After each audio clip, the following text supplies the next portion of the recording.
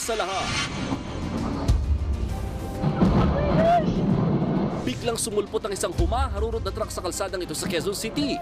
Tumagilid ang truck at patuloy na dumausdos. Inararo nito ang 5 sasakyan at may mga taong napuruhan. Ang iba pang detalye sa disgrasyang yan, abangan! Pilipinas alas 5:30 na. Ito na mga bumabanderang balita. Hepe na si Torre. General Nicolas Torre na nanguna sa pag-aresto kay Duterte, napiling bagong PNP chief.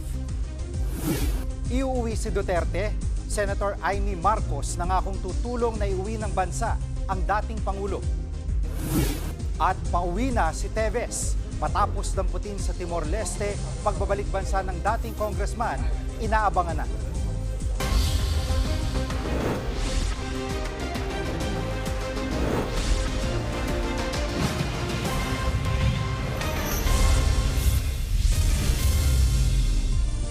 May bago ng PNP chief. Siya si General Nicolas Torre III na nanguna noon sa pag-aresto kay dating Pangulong Rodrigo Duterte. At live mula sa Camp Crame sa Quezon City, nangunguna sa balita si Brian Castillo. Brian, bakit si General Torre ang napili ng Pangulo? Jiggy, walang ibinigay na detalye si Executive Secretary Lucas Bersamin kung bakit nga itong si Major General Nicolas Torre III ang napili ni Pangulong Bongbong Marcos bilang susunod na PNP chief. Gayunman, ang malinaw daw ay base ito o naging basehan nito ay yung merits at accomplishment na meron itong si Nick Torre. Kaya hiling na Malacanang ay sana raw respetuhin yung naging desisyon ng Pangulo sa magiging susunod na PNP chief. Nakatakda nga magdaos ng turnover of command ceremony sa June 2. Jiggy. At Brian, may kinalaman ba o may indikasyon na yung pangunguna ni Torre sa pag-aresto kina dating Pangulong Duterte at Pastor Apollo Kibuloy ang naging daan para mapili siya bilang PNP chief? Jiggy, ayon kay ES Bersamin, posibleng isang araw yan sa mga naging konsiderasyon kung bakit nga napili itong si Major General Nicolas Torre. Gayunman, marami na posible na may iba pang mga dahilan kung bakit napili ni PBBM itong si Nick Torre dahil itong si Torre ay naging kilala rin sa kanyang ipinatupad na 3-minute response time nung siya ang district director ng Quezon City Police District kung saan ang naging mandato niya ay magresponde ang lahat ng mga pulis sa loob lang ng 3 minuto mula nang matanggap ang anumang tawag mula sa mga nakakailangan ng tulong. Jiggy. Ibig sabihin nito ay tataas pa ng ang ranggo niya sa pagiging general, 2-star general. Alam mo, Jiggy, tama ka dyan. No? Mula sa pagiging isang 2-star o Major General ay agad-agad na magiging 4-star General itong si Nicolas Torre oras na maupo na bilang PNP Chief. In fact, nalaktawan niya yung iba pang mga naging maingay na contender sa pagka-PNP Chief na mas mataas yung ranggo kumpara sa kanya. Kabilang na nga dyan itong si Lieutenant General Jose Melencio Natates Jr. na siya ngayong Deputy Chief for Administration ng PNP. Ito rin si Nick Torre ang kauna-unahang PNP chief na graduate naman ng Philippine National Police Academy o PNPA dahil for the longest time mula nang matatag ang PNP ay palaging PMAyer o graduate ng Philippine Military Academy ang mga nauupo para pamunuan ang pambansang pulisya. Jiggy. At panghuli na lang, no, may reaksyon na ba Senator Torre at outgoing PNP Chief Romel Marbil dito sa pangyayaring ito? Jiggy, sa isang Facebook post, sinabi nitong si incoming PNP Chief Police Major General Nicolas Torre na nagpapasalamat siya sa lahat ng mga taong sumusuporta sa kanya at nagbiro pa nga siya na pasensya raw sa mga hindi pa niya masagot yung mga tawag at text dahil parang sumasabog na raw yung phone niya sa dami ng kanyang mga natatanggap na calls at messages. Ito namang si outgoing PNP Chief Police General Romel Marbil ay wala pang statement so far sa ngayon patungkol sa pagkaka-appoint kay Nicolas Torre bilang susunod na PNP Chief. Gayunman, nauna nang sinabi ni Marbil na sino man yung ma-appoint ni PBBM ay naniniwala siya na competent enough para pamunuan ang PNP. Jiggy. Yan po ang ulat ni Brian Castillo live mula sa Camp Crame sa Quezon City.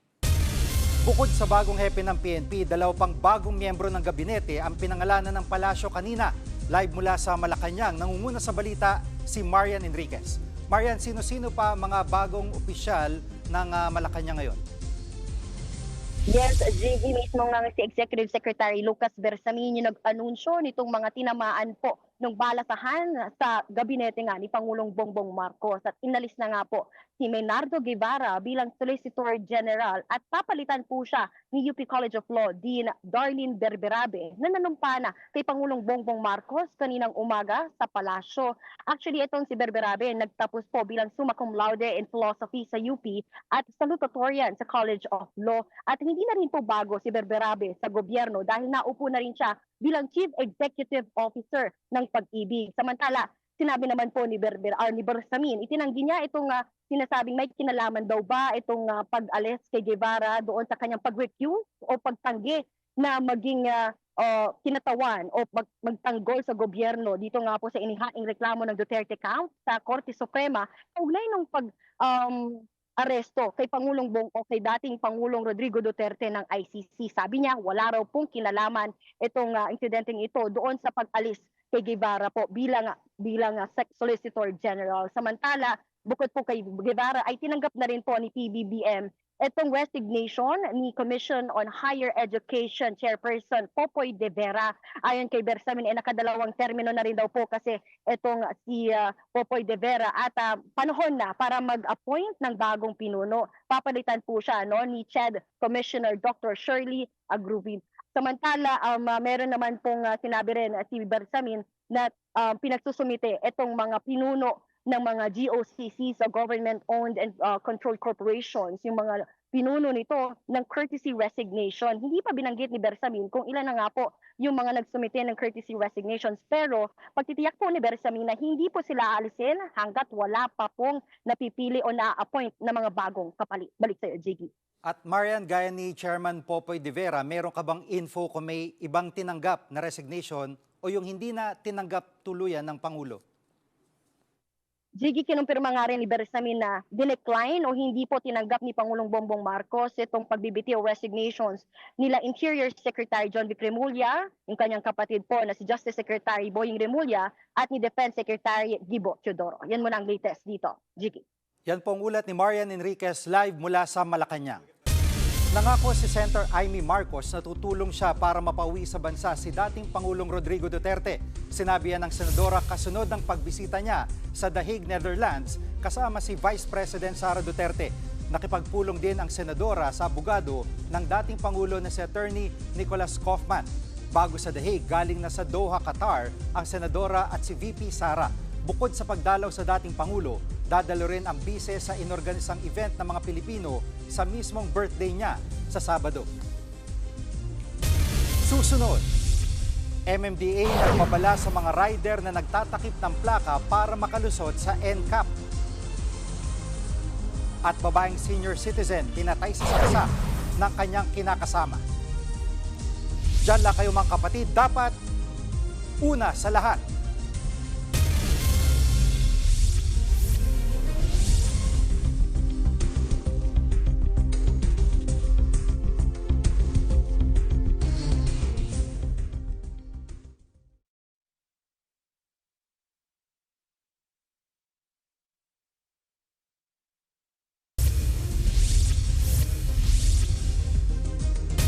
Nagbabalang MMDA sa mga rider na nagtatakip ng plaka para makalusot sa No Contact Apprehension Policy o NCAP. At live mula sa EDSA Guadalupe, nangunguna sa balita si Gerard de la Peña. Gerard, kumusta muna ika-4 na araw ng pagpapatupad ng NCAP? Jiggy, masaya ang MMDA dito sa mga pagbabago na nakikita nila. Simula nga nang naipatupad itong No Contact Apprehension Policy dito sa iba't ibang bahagi ng Metro Manila. At napansin nga nila na pababa ang bilang ng mga traffic violators. Kung nitong Martes ay aabot pa sa migit 900 ang violators kahapon, nasa halos 800 na lamang ito. Naobserbahan din daw ng MMDA na sumusunod ang mga motorista sa designated lanes dyan sa mga kalsada, lalo na dyan sa Commonwealth Avenue. Jiggy. At Gerard, may mga rider daw na nagtatakip nga ng plaka para iwas huli. Ano ang sabi ng MMDA tungkol dito? Jiggy, napansin nga yan ng MMDA at ang babala nila dun sa mga gumagawa nito, violation yan at posible silang mapagmulta ng 5,000 pesos. Kapag ginawa rin ito ng mga sasakyan, ipapahabol din daw sila sa mga enforcer, lalo na pag nakita sila dyan sa mga CCTV. Jiggy. Dati may nabanggit na gagamiting app para ma-check ang violation ng mga motorista. Meron na bang update tungkol dito? Sige, ilo-launch na raw ng MMDA ang app na yan kung saan ma-check ng mga motorista kung meron ba silang NCAP violation. Pero may enhanced na privacy features daw ito katulad ng one-time password o OTP para masiguro na yung registered owner lang ng sasakyan ang pwedeng tumingin sa sarili niyang record. Posible raw yung i-launch sa mga susunod na linggo, Jiggy. At itong 24/7 na odd-even scheme para sa EDSA rebuild, tuloy na ba ito? Sige, sabi ni MMDA Chairman Don Artes, isang buwan yung dry run para sa odd-even scheme na magsisimula na sa June 16 hanggang maaprubahan ng TRB o ng Toll Regulatory Board ang libreng toll sa ilang bahagi ng Skyway Stage 3. Sa isang buwan dry run na yan, mangangalapan ng datos ang MMDA tulad ng dami ng sasakyan sa EDSA. Kaya posibleng magka-window hours pa ang odd-even scheme na yan, Jiggy. Nako-consider ba ng MMDA, halimbawa, nakausapin yung mga employer dahil mag-iiba na nga yung traffic flow, no, para magkaroon din ng bagong work arrangement? May mga ganun bang usapan dyan? Digi, wala pa namang usapan pero kanina nakausap din natin ng Makati Business Club at maski sila ikabado dito sa katakot-takot na traffic na pwedeng idulot nitong EDSA rebuild. Maraming kumpanya raw ang posibleng mag-expand pa ng kanilang hybrid or flexible work arrangements. Pero ang tatamaan daw talaga dito ay yung productivity ng mga negosyo. Hinikayat naman ng Department of Labor and Employment ang mga kumpanya na konsultahin ang kanilang mga empleyado para magkasundo sila dito sa mga work arrangements ito. Pwede naman daw ang work from home or yung mga flexible working hours. Chigi.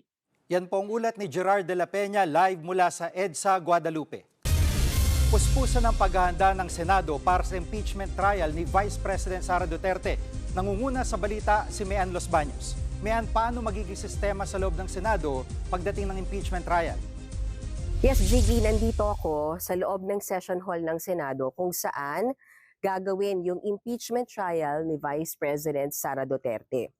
Yung nakikita niyong setup ngayon, itong aking nasa likuran, yan yung normal na setup kapag regular session. Bakit? Kasi sa Lunes, kailangan mag-report sa open session ng prosecution ng articles of impeachment na isinampa laban kay Vice President Sara Duterte. And then sa Tuesday, manunumpa yung mga senador, natatayo yung senator judge. So, yung nakikita niyo yon sa dulo, na upuan, yung mas mataas, yan yung para sa Senate President at sa presiding judge. Tatayong presiding judge ng impeachment trial. And then ito, maupuan ito, of course, para sa senator judges. But kapag sinet up na sila as impeachment court, dito sila haharap sa opposite side. Dito.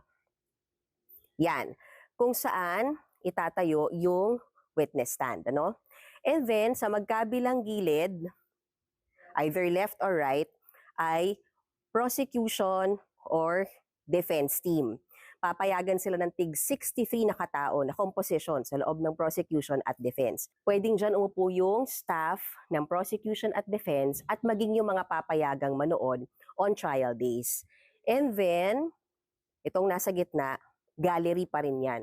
So may mga papayagan pa rin umupo dyan para manood or possible din mga VIPs yung payagan dyan. So again, right now, itong setup na ito ay regular session setup pa. Siguro inaasahan natin na aayusin ito para sa gawing impeachment court days or weeks before nung mismong trial which is set on July 30, 2 days after ng SONA ni Pangulong Marcos. Yan po ang ulat ni Mean Los Baños mula sa Senado.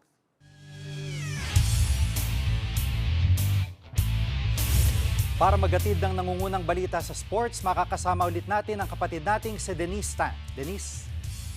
Thank you, Jiggy. Pasok na sa NBA Finals ang Oklahoma City Thunder matapos tambakan ang Minnesota Timberwolves sa Conference Finals. Simula pa lang ng laban at na-overwhelm na ng OKC ang Wolves. Hindi na nila binatawan ang momentum para sa 124-94 victory.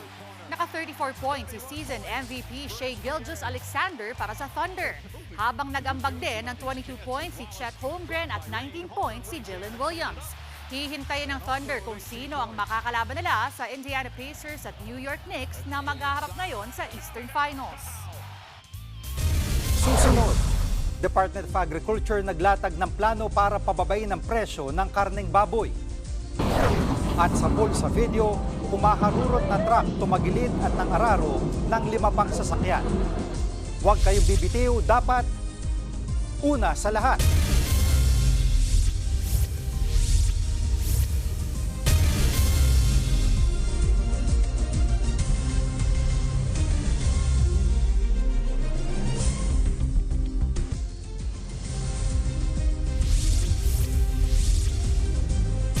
Nasa biyahe na pauwi ng Pilipinas si dating Negros Oriental Representative Arnulfo Teves. Dinampot si Teves at pinadeport para harapin ang patong na kaso sa bansa. Live mula sa Villamor Air Base sa Pasay City, nangunguna sa balita si Gary De Leon.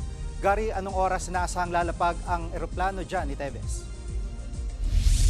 Nasaan lalapag sa Villamor Air Base bago mag-7 ng gabi ang eroplano sinasakyan ni Teves. Kanina pa nga naigpit ang seguridad dito sa Villamor. Alas 3 nga ng hapon bumalik sa Philippine Air Force Flight 142 dito sa Timor-Leste. Bukan po nating balikan si Gary maya-maya lamang. Samantala sa ibang balita, masakit sa bulsa ang presyo ngayon ng karneng baboy. Pero may plano na raw ang Department of Agriculture para mapababa iyan. Nangunguna sa balita si JC Cosico. JC, presyo ngayon ng karneng baboy sa palengke. Jiggy, sa pag-iinspeksyon nga ng DA at DTI dito sa Alabang Central Market sa Muntinlupa City, nasa 450 hanggang 490 yung kada kilo ng yempo, habang 380 hanggang 400 naman yung kada kilo ng pigi at kasim. Ayon po sa DA, dahil pa rin doon sa issue ng supply at demand, dahil na rin sa African Swine Fever, kaya po ganito kataas yung presyo. Ayon naman sa DA, meron ng revised plan para nga ma-lower itong presyo ng karneng baboy na target ipatupad sa huling bahagi po ng Hulyo o sa unang linggo ng Agosto. At bahagi po niyan is yung direktang pagbilingan ng kanilang Food Terminal Incorporated o FTI ng baboy mula po sa mga hog farmer, at yun pong magkakatay at mag-deliver nga sa mga retailer ay itong FTI din. Ibig sabihin ay bawas po itong mga middleman, which will translate to lower prices nga nitong karneng baboy. Ang tanong, magkano yung inaasahan o yung target na pagbaba nga sa presyo ng karneng baboy? Ayon po sa DA, 60 to 120 pesos kada kilo, at inaasahan na magiging kahalintulad na po yung presyo doon sa maximum SRP na inalis noon na 350 sa kada kilo po ng pigi at kasim at 380 naman doon sa kada kilo ng yempo. Open din daw, Jiggy, itong DA na mag-import nga ng karne kung kinakailangan para nga mapababa itong presyo ng karneng baboy. Pero sa ngayon daw ay hindi naman yan priority at ng gobyerno. In fact, yan nga daw kanilang last resort. At doon naman sa usapin ng bigas, sa June 13 ilulunsad po ng DA yung 20 peso rise sa mga minimum wage earner. At doon po sa initial na rollout ay yan po ay sa 120,000 minimum wage earner na nasa listahan po ng Department of Labor and Employment. Jiggy, tiwala nga itong DA na sustainable itong 20 peso rise, at yan po ay sinabi rin ni Pangulong Bongbong Marcos sa Malaysia nang siya po inandoon para sa ASEAN Summit. Ito rin daw po ay hindi lamang papogi ng gobyerno, at tiniyak din ng DA na sapat ang supply o yung stock ng bigas hanggang March or April 2026. Jiggy. Po si JC Cosico nag-uulat mula sa Alabang Central Market. Samantala, balikan po natin si Gary De Leon mula sa Villamor Air Base kaugnay sa pagpapawi kay dating Negros Oriental Representative Arnulfo Teves. Gary. Hindi naasahan lalapag sa Villamor Air Base ang eroplanong sinasakyan ni Teves ngayong alas 7 ng gabi. Kanina, naging maigpit na rin ang seguridad dito. Mag-alas 3 ng hapon nang umalis ang Philippine Air Force Flight 142 sa Timor-Leste. Bago'y sakay, nakaposa sa mga kamay at may kadena sa paa ang dating kongresista. Sinundo si Teves ng ilang opisyal ng Department of Justice at mga opisyal ng Presidential Communication Office ng Malacanang. Ipinadeport si Teves dahil itinuturing na siyang banta sa national security ng Timor-Leste. Hindi rin pinagbigyan ng gobyerno roon ang writ of habeas corpus na inihain ng kanyang kampo. Gigi. Gary, may kasama bang kaanak si Teves pabalik dito sa Pilipinas? Hindi naiwan ng pamilya ni Teves sa Timor-Leste, pero bago malis ang eroplano, nag-post ang anak niya si Axel at sinabing hindi raw ligtas sakyan ang eroplano ng Philippine Air Force. Narito ang kanyang pahayag. This is addressed to the government of Timor-Leste. Right this very moment, the plane that should carry my father to the Philippines is broken down in your airport. I do not think it is still safe to fly. The lives of everybody on board will be at stake.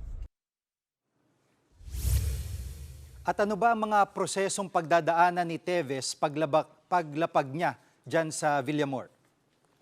Sige, ipoproseso si Teves sa pagkuha ng mugshot at fingerprint.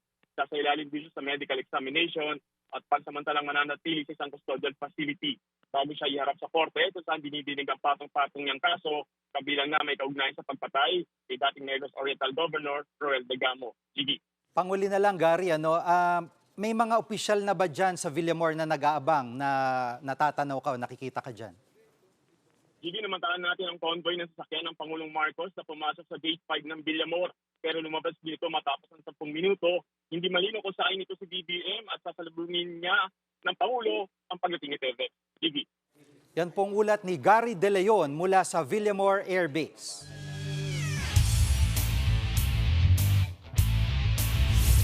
Mainit na opensa ang ipinakita ni Rain or Shine Alaska Painters guard Adrian Nocum sa laban kontra sa Phoenix Fuel Masters.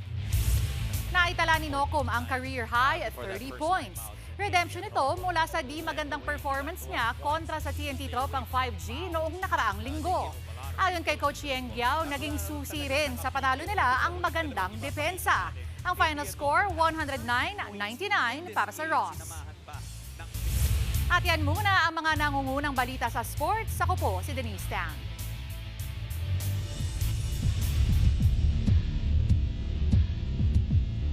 Naritong mabilis na pasada sa iba pang mga balita.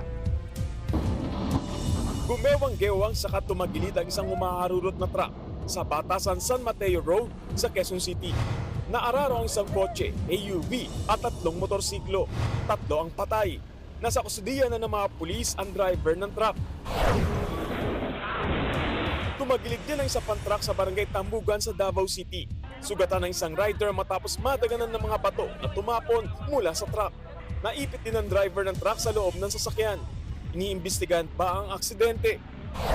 Nasa kote naman ang lalaking yan sa isang bypass operation sa barangay Batasan Hills sa Quezon City. 2 kilo ng shabu na nagkakahalaga ng 13 million pesos ang nasabat sa kanya. Itinturing na high-value target ang naarestong suspect. Patay naman ang isang babaeng senior citizen matapos pagsasaksakin ng kanyang kinakasama sa Pambuhan, Samar. Selos umano ang motibo sa krimen. Nasa kustudiya na ng mga pulis ang suspect. Gary De Leon, News 5. At yan po malalaking balita sa oras na ito. Huwag pahuli, dapat una sa lahat.